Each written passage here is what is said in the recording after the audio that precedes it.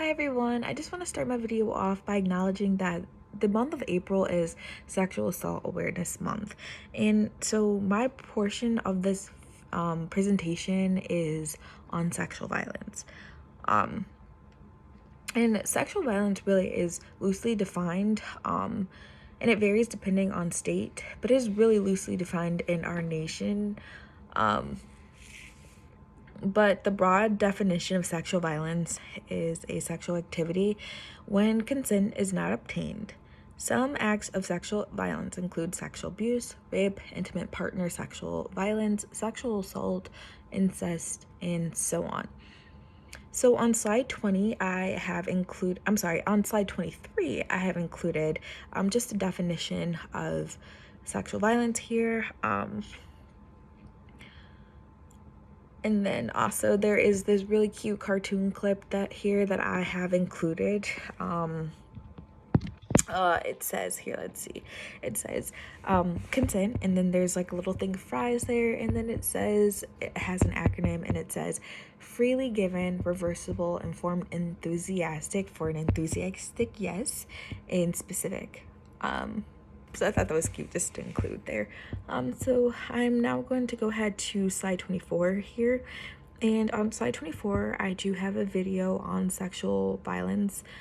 It is by the CDC. So go ahead and pause this video and then go ahead and watch this video, the sexual violence video, and then come back for some more information.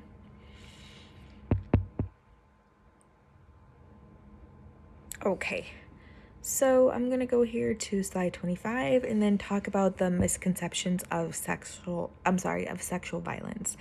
So we are often faced with misconceptions about sexual violence, and in order to control this public health concern, we must really recognize what is and what isn't true.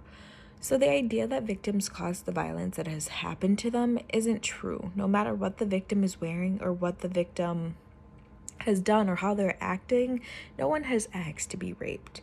Another idea or a myth is that there's no reason for a victim to not report being raped to the law enforcement. But in reality, there are many reasons why rapes go unreported, such as a concern for not being believed, fear of being blamed, fear of the attacker getting back at them for revenge, and even the desire to protect the attacker, because most of the time sexual assault or rapes occur and you know that person, and so oftentimes people try to protect them, or it could be someone that you work with. The idea that men cannot be sexually assaulted is a huge myth. Men can and are fact sexually assaulted, but the crime is underreported, so we really don't see a large statistic like we do for women on sexual assault or rape. And then regardless of the size and strength and sexual orientation of men, they still do get raped. In fact, 1 in 71 men are sexually assaulted in their lifetime. And then lastly, another myth that is accepted with college campuses is that sexual assault is if drinking or taking drugs were involved. I'm sorry. The myth is that if drugs and drinking were involved, then it's not sexual assault. This is totally not true. Any type of sexual activity that consent was not given is considered sexual assault or sexual violence. So now I'm going to go ahead down to slide 26 here and talk about sexual violence statistics. You can really not talk about a public health concern without giving some statistics. In researching, there were so many facts and statistics on sexual violence. I mean, it could really just fill this entire this entire presentation. But I will only speak on the ones that stood out the most to me. So I found that 1 in 5 women and 1 in 71 men will be raped at some point in their life. And I just find that 1 rape is a lot, but like just the statistic for the women is just, it's crazy that 1 in 5, like, I mean, you walk on the street, you come across 5 women. 1 out of 5 of those women that you came in contact has been raped at one point. And it's just an idea that has been accepted for so long, or not accepted, but that has gone on for so long in this country, and it needs to stop. Another statistic that I found is that 8% of rapes occur while the victim is at work.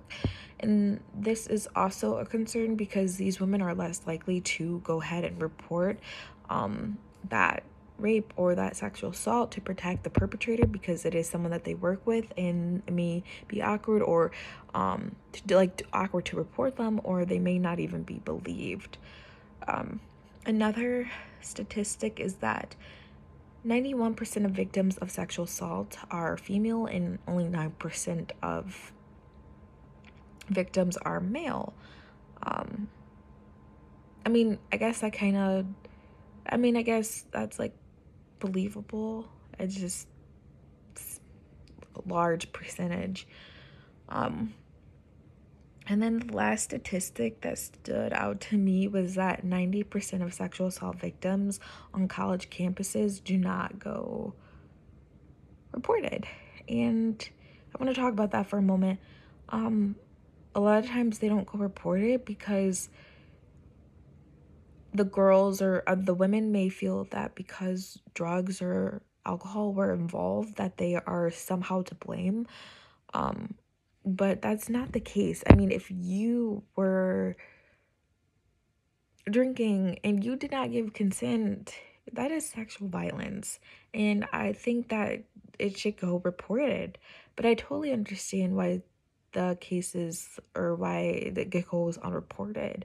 I mean, just because it's someone that you go to school with and you don't want it to be weird, you don't want people to hate you, you don't want people to claim you to be that girl that cried rape when it really did happen.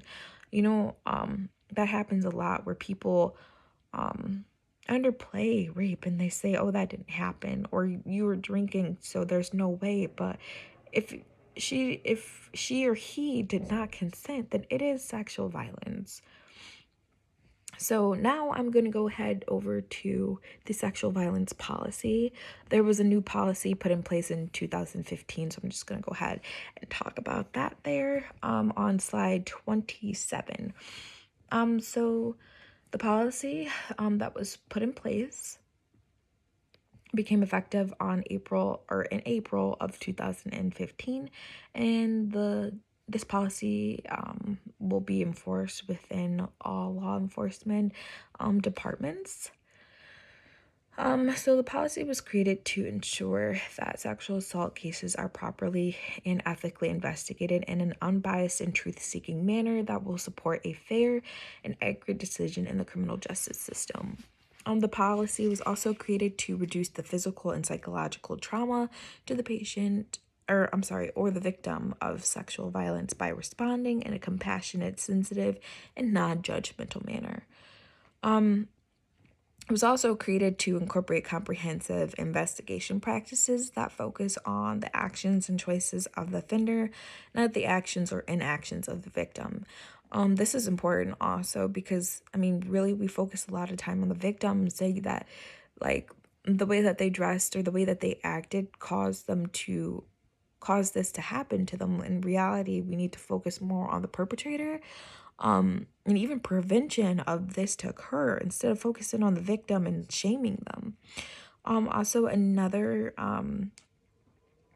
reason this policy was created was just to encourage a coordinated community response to sexual assault through coordination of criminal justice response with medical and supportive services for victims of sexual assault.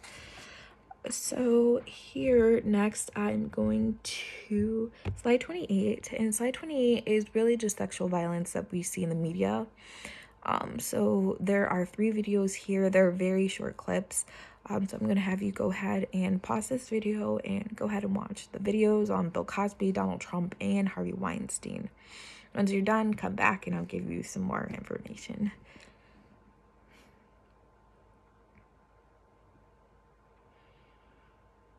Okay, So, in the media, there has been a disgusting amount of allegations about celebrities sexually assaulting women and paying them to be silent, such as Donald Trump, Bill Cosby, R. Kelly, Harvey Weinstein.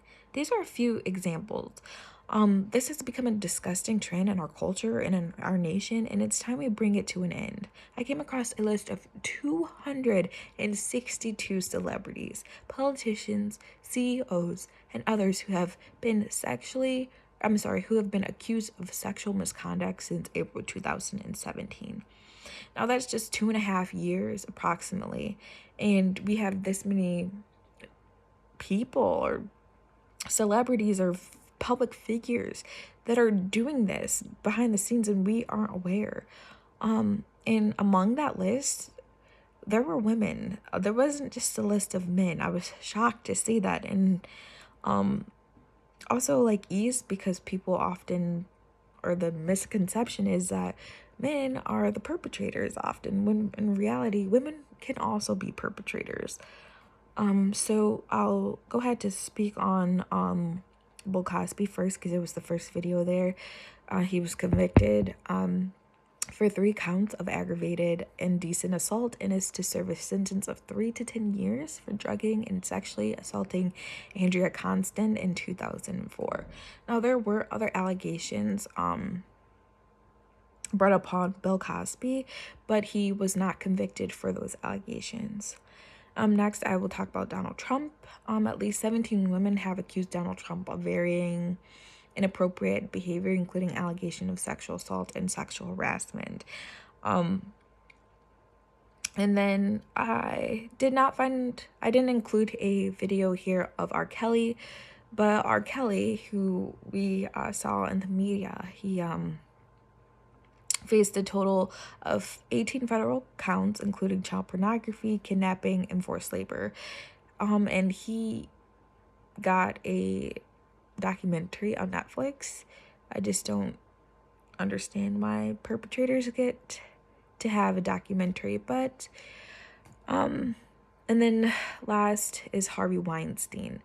Now, Harvey Weinstein kind of reboosted the Me Too movement, and I'll go ahead and talk about that a little bit later. But Harvey Weinstein was found guilty of rape in the 3rd degree in a criminal sexual act in the 1st degree, and not guilty on 3 accounts, including 2 more serious charges of predatory sexual assault.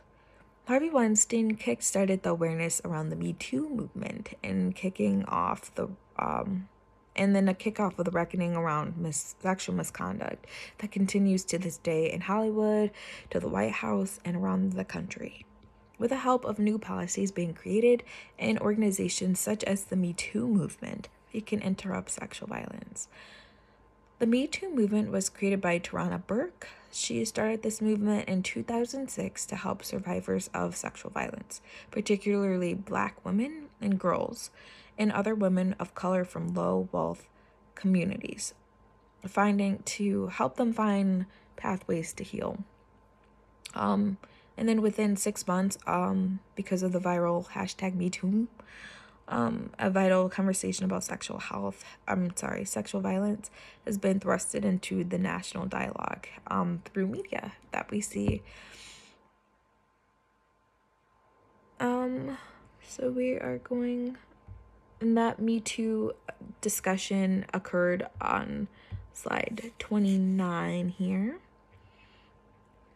And then before I go to slide 30, which is just the pre-test answers, I just want to conclude.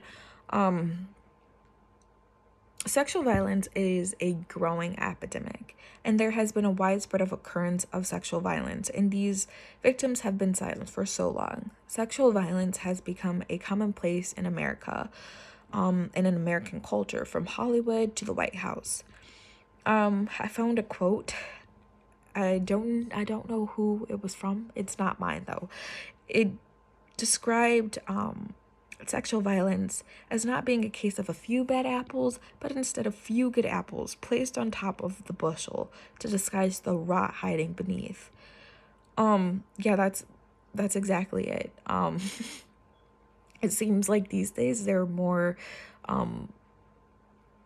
people doing the act of sexual violence, and it's something that needs to be stopped. And with the help of the Me Too movement and policies put in place, many women have joined forces and have spoken out against these public figures. And I give props to them, really, by just taking charge of their life, and not being silenced anymore. And that concludes the sexual violence portion of the presentation, and that also concludes the entire presentation. So I thank you all for watching and listening and acquiring data and information on sexual health education. And lastly, I will go over the pretest questions from the beginning and give you the answers. So the first statement here was syphilis and gonorrhea are the only serious STIs, and that is false. All STIs are serious and they should be treated as soon as possible. The second statement was men can be sexually assaulted, and this is totally true, as discussed previously in the presentation. Men are victims of sexual assault. It is estimated that 1 out of 10 men will be sexually assaulted either by another male or female during his lifetime. The third statement is that you cannot get HIV from a mosquito bite, and this is true. When bugs bite, they don't inject the blood of the person or animal they bit before you. Also, HIV cannot even live in mosquitoes' gut for that long, and HIV only lives for a short period of time inside of them. So that answer is